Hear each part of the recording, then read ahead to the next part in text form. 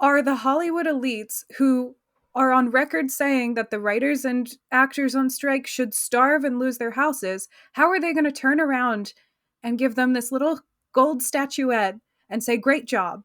Like, there's a disconnect there, and there has always been a disconnect. And I think it's really, really, really worth knowing about, or at the very least, kind of acknowledging as you watch the Oscars.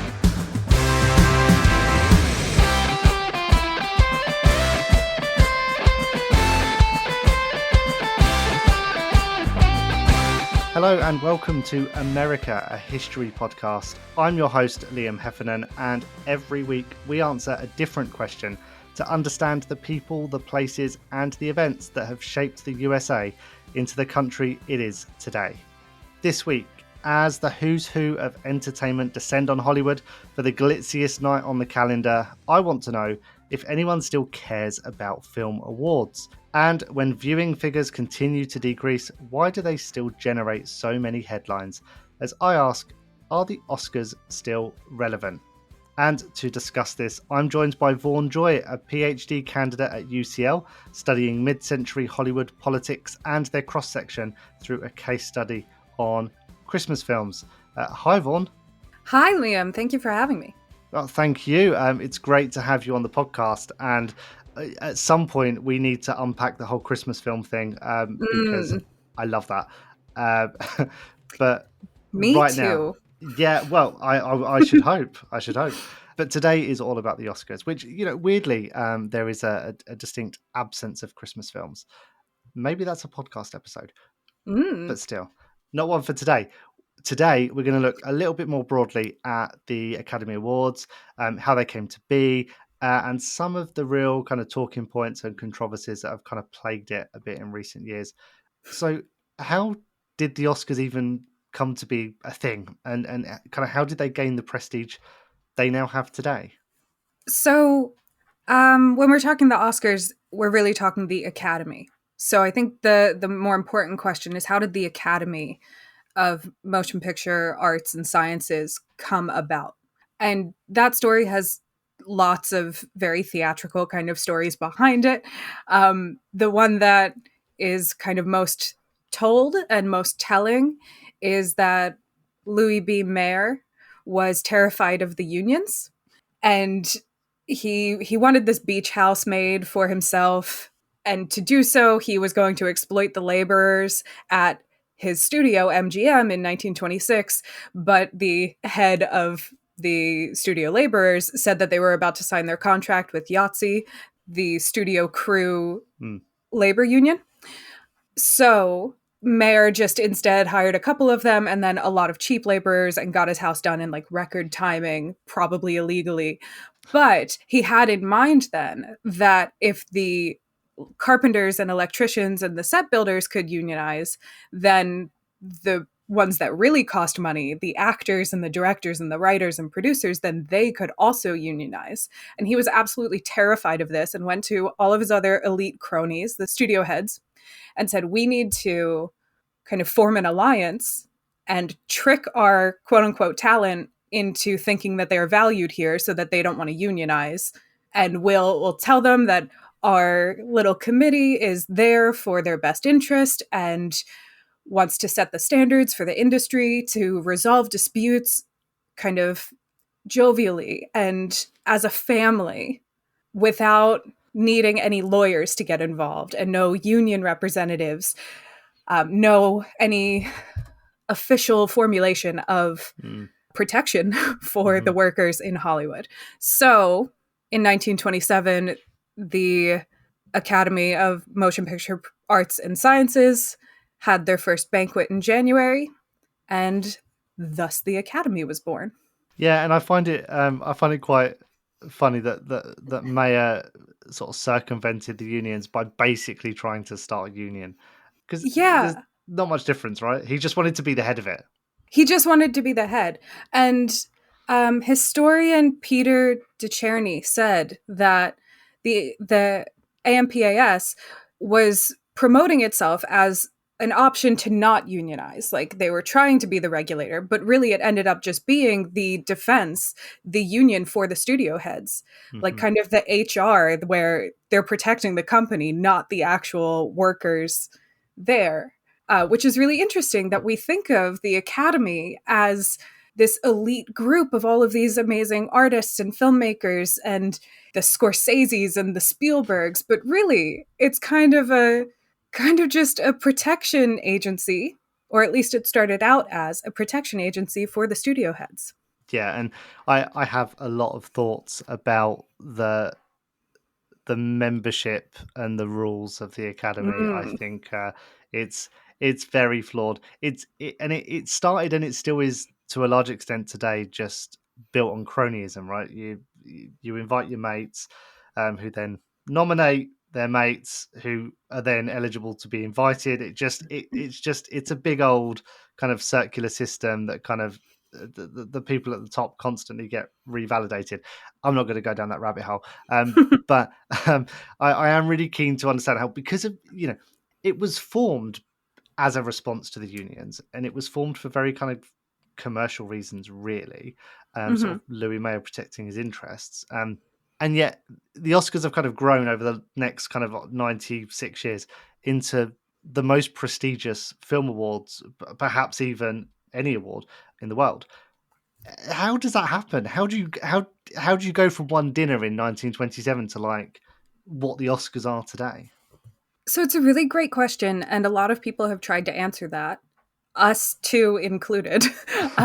And I think one answer is that you said it at the top, it's the glitziest night. Hollywood has prestige in itself. It is glitz and glamour. And that hadn't always been the case. That was partly another reason for creating the Academy, was to address kind of public scandals about individuals in Hollywood and the public perception that Hollywood as a whole was starting to gain as a place where there were these wealthy, beautiful people, these playboys who were just kind of doing whatever they wanted, whether kind of morally or not. It was seen as this kind of hole of degenerates out in California. And Mayer, as you said, was protecting his assets. And one of his other reasons for the Academy was to fix the public perception. So that, I think, is definitely what it ended up doing, is creating the idea of like golden age Hollywood, of all of the stars in their finest jewelry and gowns, in their furs, coming out to accept these golden awards. Like it looks beautiful and powerful and important. And for a long time, I think that really was the kind of view that people had or wanted to have of Hollywood as it was progressing through kind of tumultuous eras of American history. Yeah, and there's always been a kind of escapism about Yeah. cinema, and the Oscars. I guess you'd expect like the film industry and the entertainment industry to know how to put on a show, but Mm. that the Oscars are like the pinnacle of that. They know how to turn heads, and really the only reason that the Oscars gain traction is because people watch. Hmm. And I feel like it's easy to forget nowadays that back when the Oscars started, few people even had a TV. The only way to see something on a screen was to go to a cinema. That was the general public's exposure to celebrities and Hmm. to stars. Movie stars then being kind of the only cultural celebrities or figures of influence really of their time standing up all together saying the Oscars are great. You know, we love the Oscars. There's this new Mm. awards, blah, blah, blah. It gives it credibility because they're saying it, but they also have a vested interest in the Oscars. But people just kind of buy into it. You know, it's it feels like it was just kind of a big marketing stunt that's really taken off. So it totally is. It's like one of the best propaganda machines, like best respected propaganda machines in the country, and it really did work. We will get to the question later, but I don't know if it still does today. But at the time, for sure. And so the first one was held in 1929. So no one would have had a TV at that point. All of it was done by radio broadcast and releases in the newspaper about who had won the awards and whatnot. So that's a real question of why did people care before there was TV? Like before it was something that Mm. you could bring into your home, I think is a really good question. And another layer to how Hollywood legitimized itself. So one of the members or people present at least at the original dinner in 1927 of the AMPAS was Fred Beatson, who was a member of the Motion Picture Producers and Distributors of America organization, which was headed by Will Hayes and ultimately became the Hayes office. So that in itself was the marketing kind of department for Hollywood. And also the morality regulator. Some people will know the Hays Code as the kind of regulatory morality clauses and guidelines for Hollywood filmmakers to follow. The Hays Code starts in 1930, and then the more well known one is 1934. But in 1927, there was the list called Don'ts and Be Carefuls for Hollywood filmmakers. And there was also an earlier one from Hayes in 1924. But we're like right in that era of Hollywood deciding what its public perception was going to be. And ultimately, by 30 and 34, it becomes a draconian kind of puritanical list of quite white supremacist things that are guidelines of censorship for Hollywood. But we can see that Hollywood, right at that point, is making a very concerted effort to decide how the public is going to perceive them. There wasn't really a standard idea of what Hollywood was prior to that because it just wasn't that big. And Mm. as you say, you either went to a cinema in a city or you waited for a road show to come to you. There wasn't really a vast idea of what the movies were or what cinema was in a grand scale as there is now. So in the late 20s, Hollywood deciding once and for all, we need to get on top of this propaganda and our perception and creating the awards and saying, full chested saying, we are classy.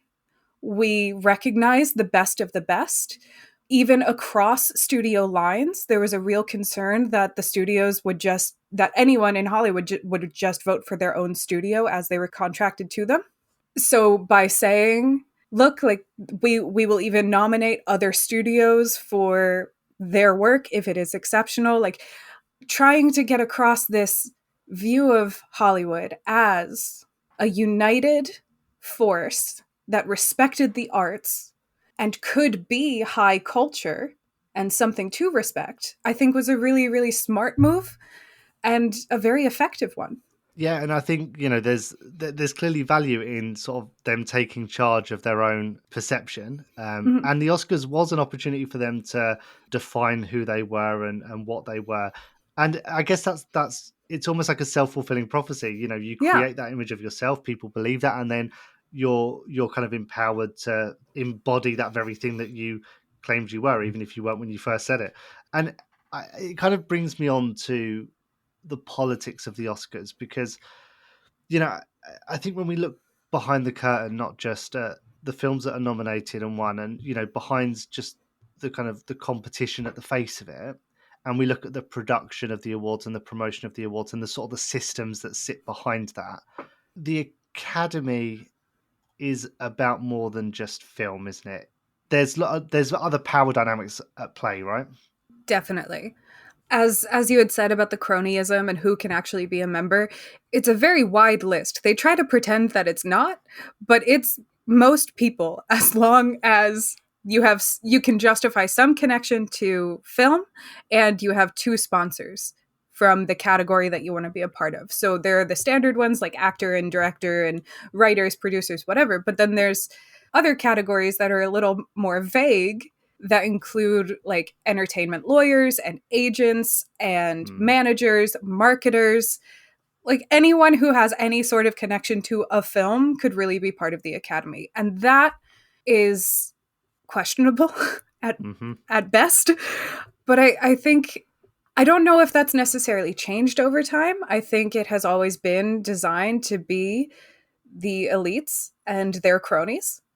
Mayer said that the point of the awards was to give the talent their kind of breadcrumbs, and as long as you told them they were doing a good job, they would make whatever type of films that the studio heads wanted to make. So then you had the audience, the general American audience, and also the Academy as two distinct groups for your audience that you were making a Mm, film for. And there are definitely some films, especially in the 21st century, that you can point to and say this was made as Oscars bait and not anything else. Like hmm it was not hmm made for the general audience. So I don't know that it's ever really been about just film.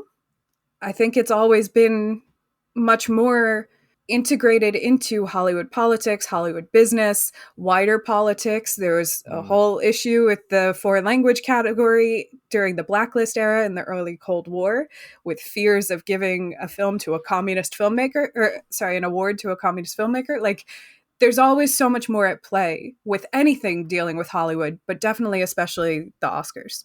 yeah, and I think again it kind of comes down to that kind of exercise in the Oscars, as sort of Hollywood's platform to tell the rest of the world what it is and what it Mm-hmm. stands for, and that becomes really apparent in some of the films that win or don't win Oscars.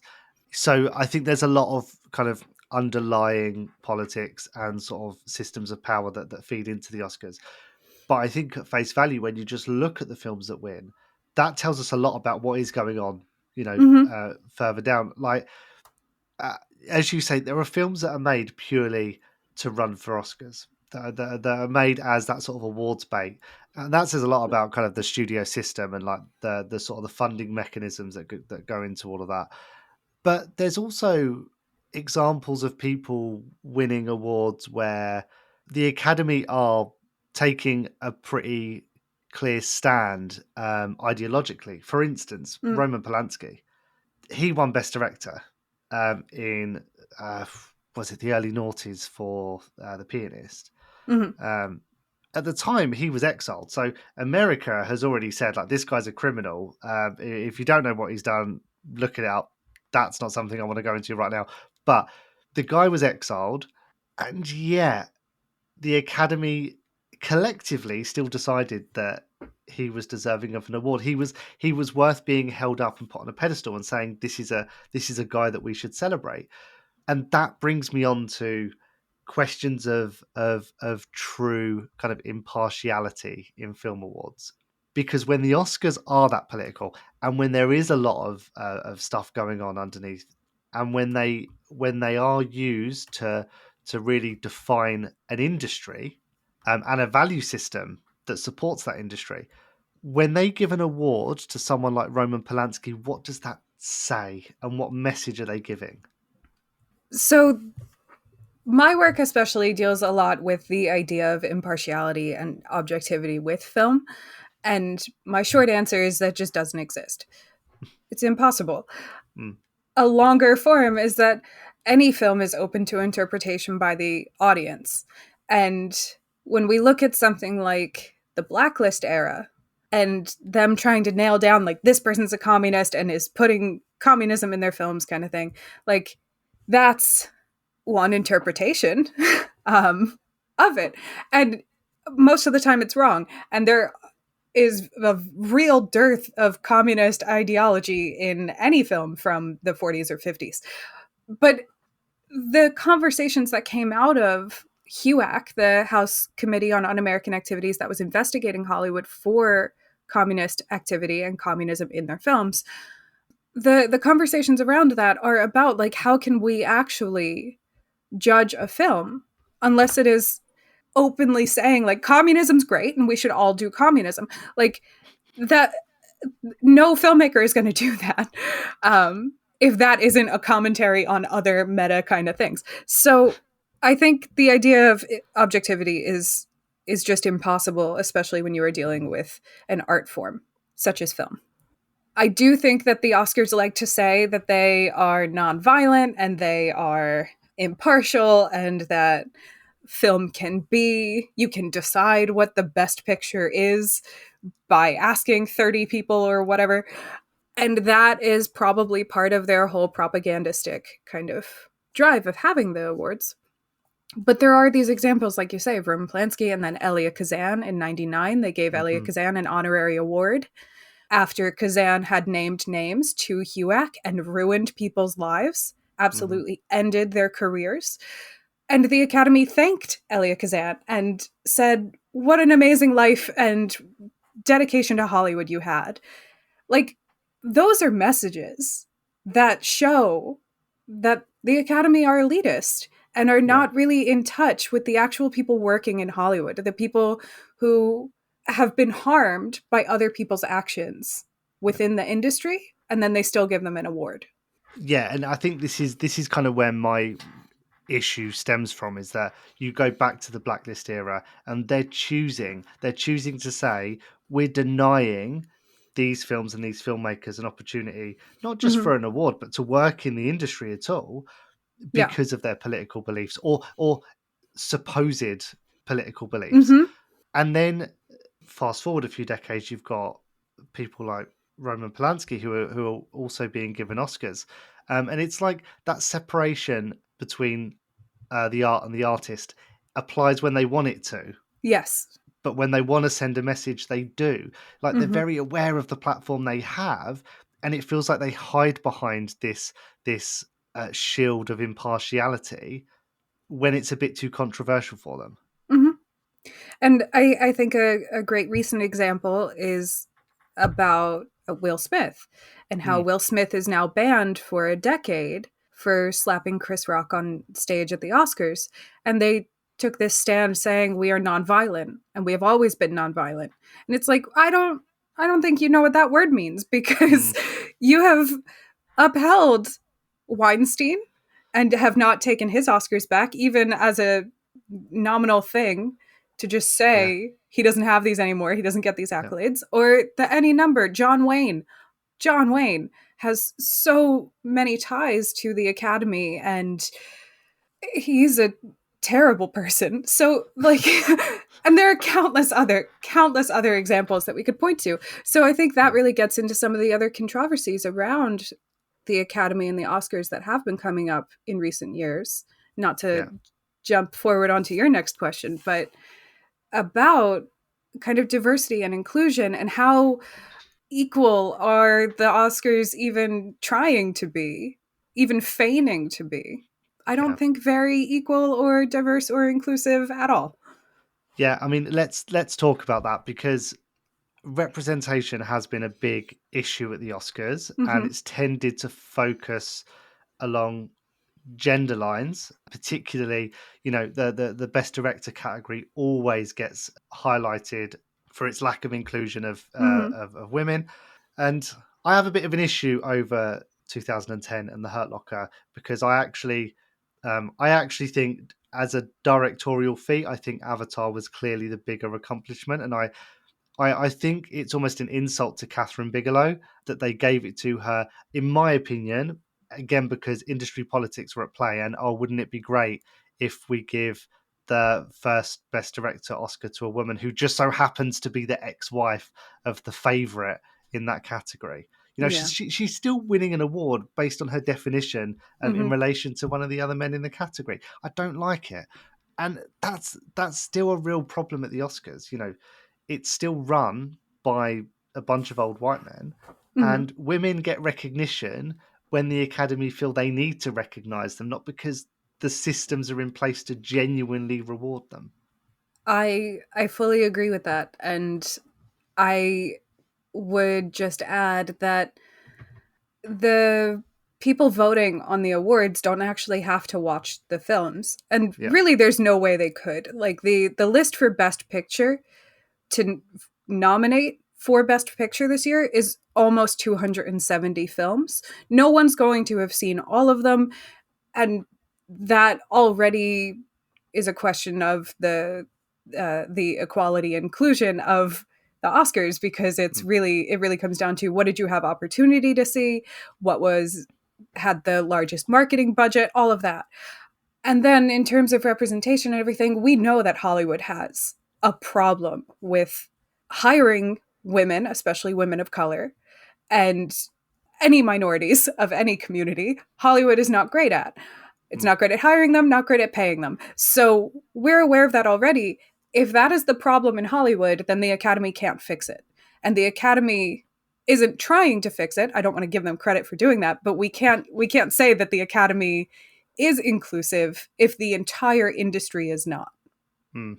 Are the Academy to blame? Are the Academy just the holding up a mirror to the rest of the industry, and are the problems a little bit deeper rooted than that?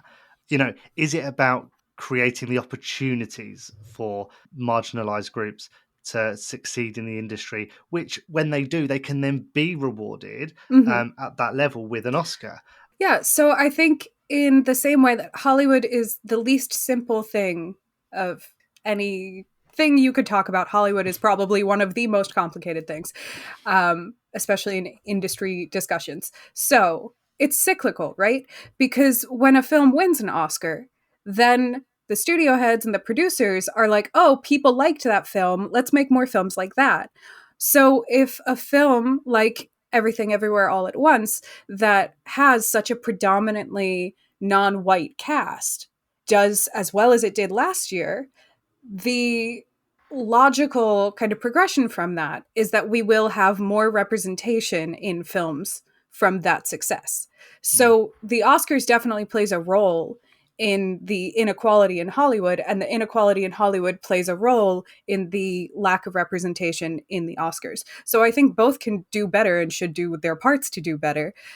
And the Oscars and the Academy aren't free of that. They know that they could do better, and they know, as you say, like when they need to for the public perception of Hollywood to maintain a positive in the public's mind, when they need to praise a woman or a person of color or an LGBTQ person, like they will just to save face and gain some favor. But when that's used as a propaganda tool, it's not actual representation or equality or inclusion.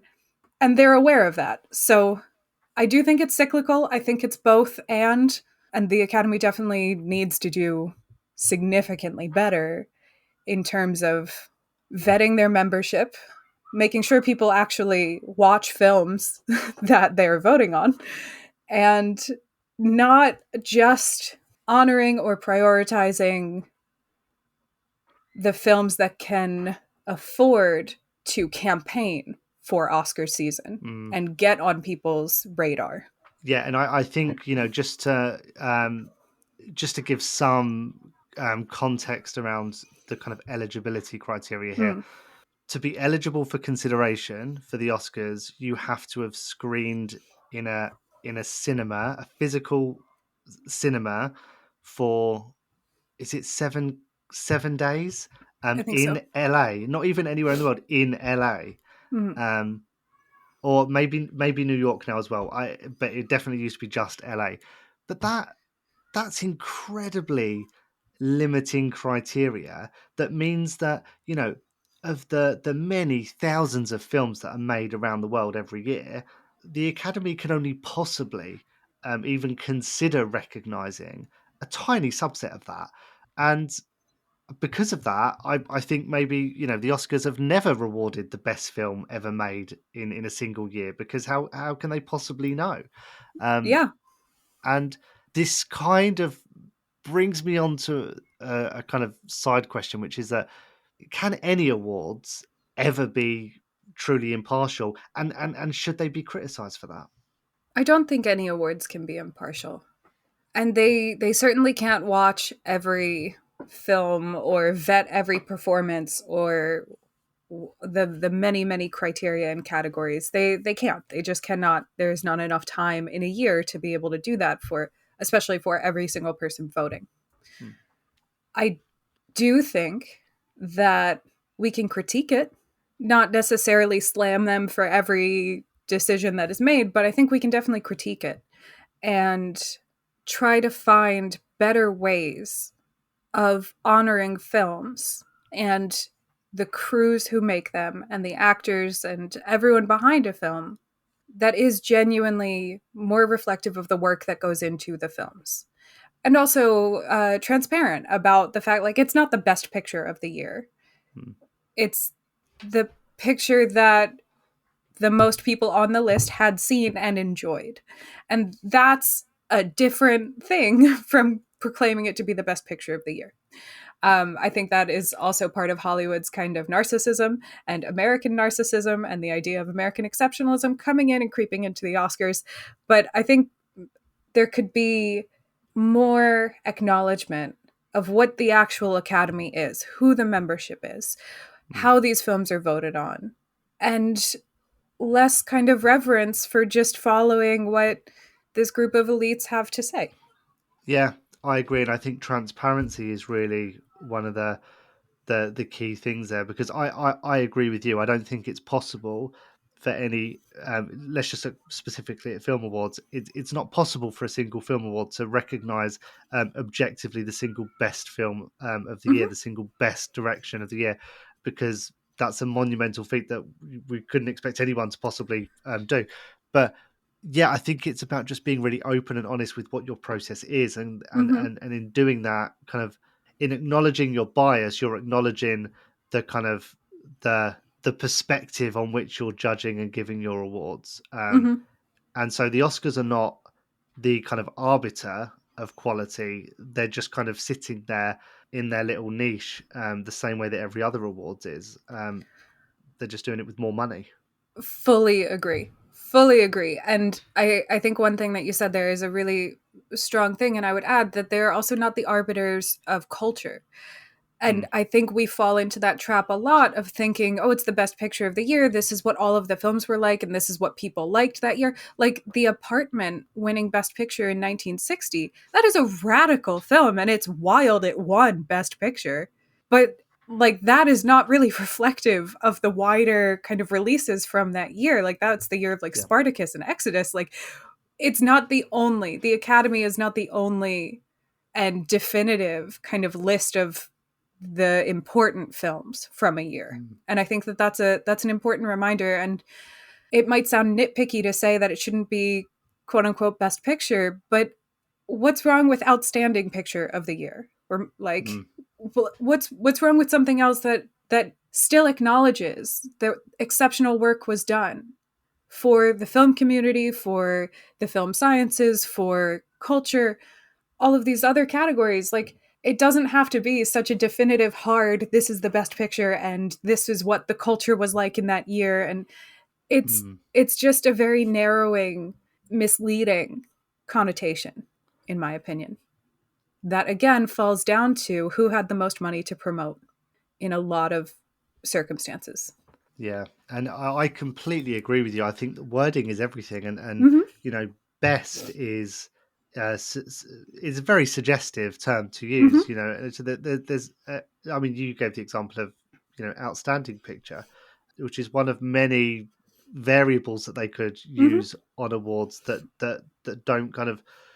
I think best is very much is a very definitive statement. It's saying we're recognizing objectively the single best film of the year, and Mm-hmm. they're just not. But they want to be seen as doing that, don't they? Yes. And that's the point. Yeah, they want to be the arbiters of culture, and that was really what the Hayes Committee was doing, or the Mm, Hayes Office, and deciding what Americans could and could not see, and what Louis B. Mayer saying, if you give them awards, then they'll do whatever you want. Like that is the kind of mentality that started the awards in the first place, and I think mm, it's important to remember that when we still watch them. This is the 96 years later. We should be aware of these connections to like anti-labor issues, and especially with the strikes that we had last year in Hollywood. How are the Hollywood elites, who are on record saying that the writers and actors on strike should starve and lose their houses, how are they going to turn around and give them this little gold statuette and say great job? Like there's a disconnect there, and there has always been a disconnect, and I think it's really really really worth knowing about, mm. or at the very least kind of acknowledging as you watch the Oscars. Yeah, I think that's really important, and I think we're living in such a different time now to when the Oscars were first started, and this is kind of drawing us towards the point of this episode, I guess. Mm, But nowadays the Oscars can't really be the arbiter of culture, to use your term, in a way that they were 90 odd years ago, hmm because we're living in an age where information can be disseminated a lot easier, opinions can be shared a lot freer. hmm Social media means that, and just having being in a global digital world, hmm in a world that was so incomprehensible when the Oscars were started, just means that people can share opinions, can share content just so much easier than they ever could before. So how, and I guess I'm not just talking about the Oscars here, I'm talking about any kind of award that holds itself up and says this is the opinion of the masses. Like, how can it be? I think those are all really great points, and I would say it can't be. And it like they can say it as much as they want, but I think we all have a duty to remember that they can't, and we shouldn't let them. We shouldn't let Mm, them get away with that, especially with like Hollywood struggling so hard with connecting to a younger generation, especially with TikTok, and there are such massive cultural things that millions of people are aware of because of TikTok and Instagram and Reels and whatnot that Hollywood cannot compete with. Like we have a second, or not a second, but a new cultural sector of celebrities in social media influencers that yeah. Hollywood has never had to contend with before. And I think that delegitimizes the Oscars even further. That they have to kind of acknowledge that they can't connect to a whole new sector of culture. And they are Yeah. not the ultimate arbiter of screened culture anymore. That maybe was shared with the Emmys. But ultimately, the most important part of the EGOT is the Oscar Mm, to a lot of people who are not in the industry. To a lot of their minds, the harder one to get is the Oscar. And it's the more impressive one. That's not my opinion. I've read that many times. But that like that kind of cultural power is really slipping for a lot of reasons, as you stated, and even more. And I think Hollywood is going to have to either really figure out what new public perception they want to put out there and figure out how to maintain it, because I don't think awards is the right way to go anymore, or they're going to have to accept that they are not the most important cultural sector for a large group of Americans anymore. mm. Yeah, I think you've kind of hit the nail on the head there, and it kind of brings us round full circle to the question we raised at the very top of the episode: are the Oscars still relevant? And kind of preempting what I think your answer is going to be, is is there a way that they can be still?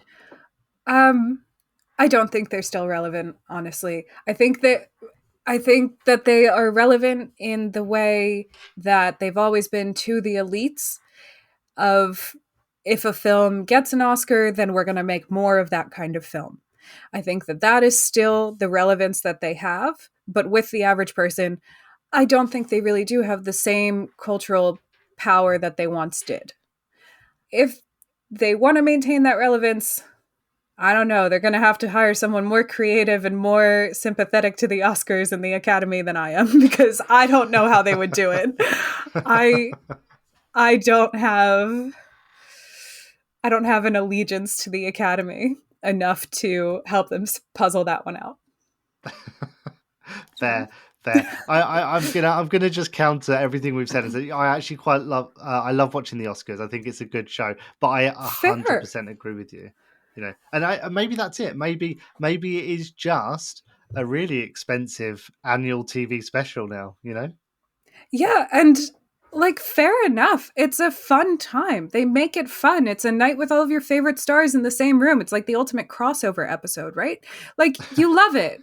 And that's totally fair. You're allowed to love things. I just also think it's important that while you are loving them, you're aware of the other other kind of connotations and connections and limitations, like all of the kind of contextual information that you can have around the Mm. Oscars while you are sitting there enjoying it. There's nothing wrong with enjoyment, but it shouldn't be in a vacuum from all of the positives and negatives contextualizing it. Yeah, I agree, and I'm gonna make a bold statement right now and say that I think for that reason alone, I think that the Golden Globes are going to begin to overtake the Oscars in viewership Ooh. and in popularity, because I think what they realized and really latched onto probably about 15 years ago, at the time they started bringing in like Ricky Gervais and the Tina Feys Mm-hmm. to host, is they knew that they had that bias, and they Yeah. knew they needed to be the first ones to criticize that, and Mm-hmm. they did. They've given their hosts a platform on their own stage to ridicule the fact that it's like what 150 old white dudes that are voting on this thing. Mm-hmm. um, they're holding that bias right up in front of everyone and saying this is who we are. But actually, do you know what? We can put on a good party for everyone, and you will quite enjoy watching it. And we'll put a good comedian on front and center to host it for you. You know, they're kind of doing everything that we've just said the Oscars are sort Yeah. of becoming. Yeah, that's a great shout. I agree with that. So yeah, that's Yeah. my mic drop moment, I'm afraid. No, it's a hot take and I'm here for it.